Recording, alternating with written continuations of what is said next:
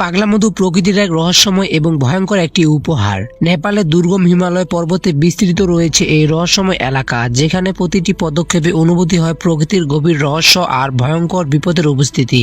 বছরের পুরোটা সময় এই অঞ্চলে প্রচন্ড শীত এবং তীব্র নিশ্চন্দ্র বোধের মধ্যে কেটে যায়, কিন্তু প্রতি বছর এই নিশ্চন্দ্র বোধের মাঝখানে শুরু হয় এক বিপজ্জনক রোমাঞ্চকর একটি অভিযান, পাগলা মধু বা ম্যাড হানি সংগ্রহ করার জন্য। এই সংগ্রহকে বলা হয় মহাকাব্যিক অভিযান, কারণ এটা কোনো সাধারণ মধু না যা আমরা দৈনন্দিন জীবনে পেয়ে থাকি। এটা এমন এক ধরনের মধু যা বহু শতাব্দী ধরে মানুষের মনের মাঝে এক অদ্ভুত বিবরণের অনুভূতি এনে দেয়। এই মধু এতটা রহস্যময় এবং বিপজ্জনক যে একবার সেবন করে এটা তাকে নিয়ে যায় এক অলৌকিক জগতে, যেখানে কল্পনা আর বাস্তবের কোনো পার্থক্যই থাকে না।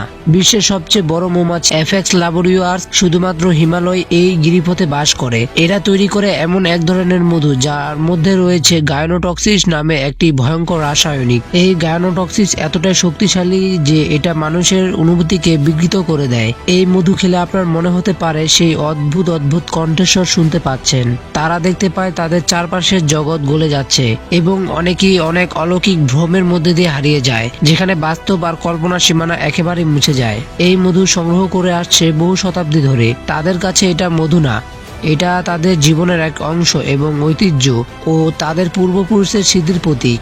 এই মধু সংগ্রহ করতে গেলে তাদের যেতে হয় এক 8 ফুট খাড়া গিরিখাদে, যেই খাদে ওঠার একমাত্র অবলম্বী হচ্ছে সাধারণ মই, যা তারা নিজের হাতে তৈরি করেছে।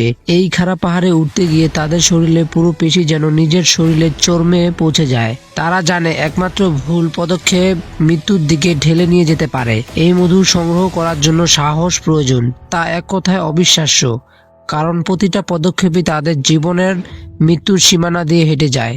দড়ির এই মই ধরে এক এক ধাপ এগিয়ে নিয়ে যায়, মনে হয় নিজেকে এক ধাপ পিছনে নিয়ে যায়। তবে তারা থেমে যান না, কারণ তারা জানে তাদের এই সংগ্রহ কেবল তাদের নিজেদের জন্য না, তাদের পূর্বপুরুষের স্মৃতির জন্য, তাদের জীবনের প্রয়োজনের জন্য। এই সংগ্রহ এই বিপজ্জনক যাত্রাপথে তাদের সঙ্গ দেয় সেই বিশাল আকৃতির মৌমাছির সেই ভয়ঙ্কর বিষাক্ত দল, যারা তাদের প্রতিটি পদক্ষেপে বাধা হয়ে থাকে, প্রতিটি দংশনে যেন শরীরকে জ্বালিয়ে দেয়।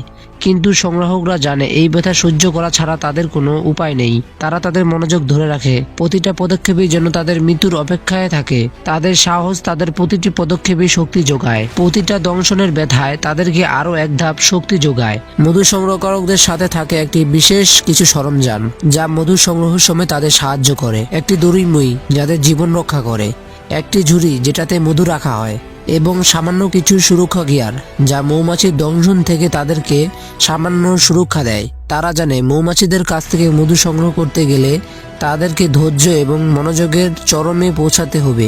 একটি বিশেষ লাঠি যাকে তাংকোটা বলা হয়, সেটা দিয়ে মধুর চাকগুলোকে কেটে ঝুড়িতে ফেলা হয়। প্রত্যেকটি চাক কাটার সাথে সাথে মৌমাছিরা আরও রেগে যায় এবং তাদের আক্রমণের তীব্রতা আরও বাড়িয়ে দেয়। একসময় মধুর চাক থেকে মধু গড়িয়ে নিচে পড়তে থাকে, পাহাড়ের নিচে থাকা প্লাস্টিকে গিয়ে জমা হয়। মৌমাছিরা চারপাশে আরও ঘনীভূত হয়ে আসে, আর সংগ্রহকারকরা তাদের ধৈর্য এবং সাহসিকতার সাহায্যে কাজ চালিয়ে যেতে থাকে। সংগ্রহ শেষে এই মধু একটি ছোট ছাঁকনিতে ছেঁকে নেওয়া হয়, যাতে মধুর মধ্যে থাকা পোকামাকড় এবং ময়লা আবর্জনা সরিয়ে ফেলা হয়।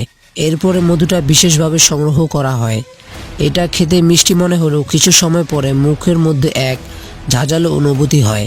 এই ঝাঁঝালো ঝাঁজ মস্তিষ্ককে এক ভ্রম সৃষ্টির জন্য দায়ী, যা এক অলৌকিক অভিযাত্রা এনে দেয়। তবে স্থানীয়রা এই মধু অত্যন্ত সতর্কর সাথে মধুটি সংগ্রহ করে থাকে, কারণ তারা জানে এটা অতি শক্তিশালী। তারা শুধু ওষুধ হিসেবে ব্যবহার করে থাকে এবং মনে করে এটা শরীর এবং মানসিক শক্তির বৃদ্ধিতে বেশ কাজে দেয়।